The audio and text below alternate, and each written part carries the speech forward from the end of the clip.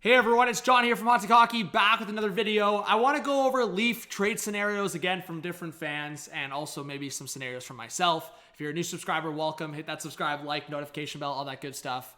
And yeah, always, as I said, comment your thoughts below. But quickly here, just in terms of the Leafs being cap compliant and looking at different options, I know the Leafs have wanted to get more snot, more physical. Tyler Mott, great on the forecheck. Mantha, bigger body.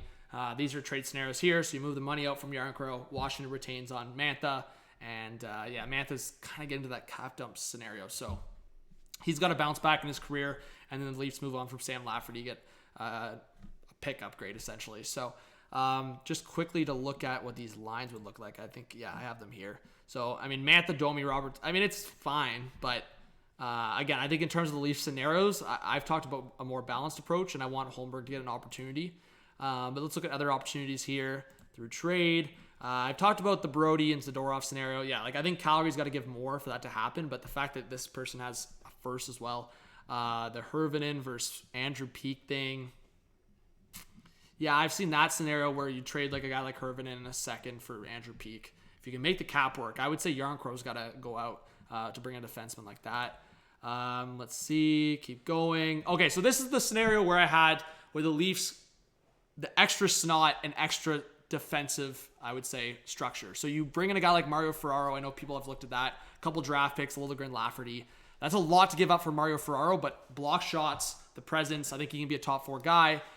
And then I think it's, I don't know, you can trade Brodie and not feel the big time effect if you bring in a guy like Ferraro. I think Ferraro can take the minutes, but I think in a scenario where you can keep Brodie and Ferraro, then you're really talking about a really solid top 4. But the trade here with Dallas and Toronto, I think it can go in a different couple scenarios. But if they're wanting to move on from Marchment quickly with that contract, that's the snot that Trey Living's talking about.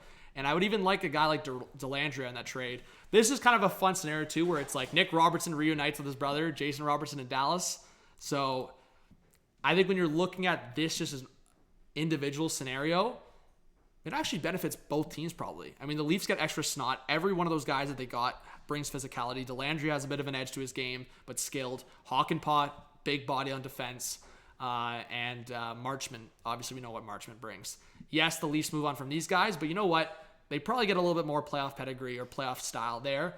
The Stars get more, I would say, smarter with their cap because Yarncrow's cheap cap it for the most part, just over $2 million. Brodie's only got 1 year left, so you're not locked in like Marchment. So the Leafs take on the cap risk long term, but I think they get more of what they need in that bottom 6 with Dellandrea and Marchment. So this would be the potential Leaf lineup: Matthews, Marner, Bertuzzi, Nyes, Tavares, Nylander, Dellandrea, Domi, Marchment. That's a shit disturber third line. And then you still have your depth. Like I think that's solid. And then if you look at the defense core, you could throw Hakanpää, who's just solid physical guy, with obviously Riley, the puck mover, offensive guy.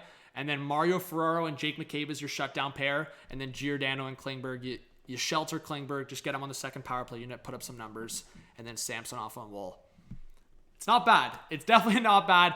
I actually think it probably improves for both teams. And if you're looking at the Dallas Stars lineup here, to give you the other perspective, Suter, Heiskanen, Lundell, Brodie is the shutdown pair. That's solid. And then Harley, Lundqvist.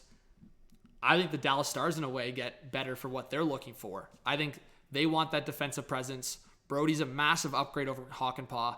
And yeah, they lose Dellandrea in the process, but Dellandrea probably gets more of an opportunity in Toronto, where he'd probably only play 4th line here. He'd potentially play 2nd or 3rd line in Toronto. And the Dallas Stars lineup: Nick Robertson with his brother, massive hot take. Jason, Nick, and Rope Hintz. Wyatt Johnson, Pavelski, Dadonov. I could also see Stankoven in there. Keep an eye on it. Stankoven could make the opening lineup. But in this scenario, it packs up the forward group: Jamie Benn, Sagan, Duchesne, and Yarncrow, Faxa, Smith. Unreal. That third line would be disgusting in like 2017, 2016. So anyways, guys, let me know what you think on this scenario. It's a pretty big hot take, but I think it does make the Leafs a little bit more aggressive, or we'll say snot, the style of the snot. All right, guys, subscribe, like, comment, as I said. See you on the next one. Peace.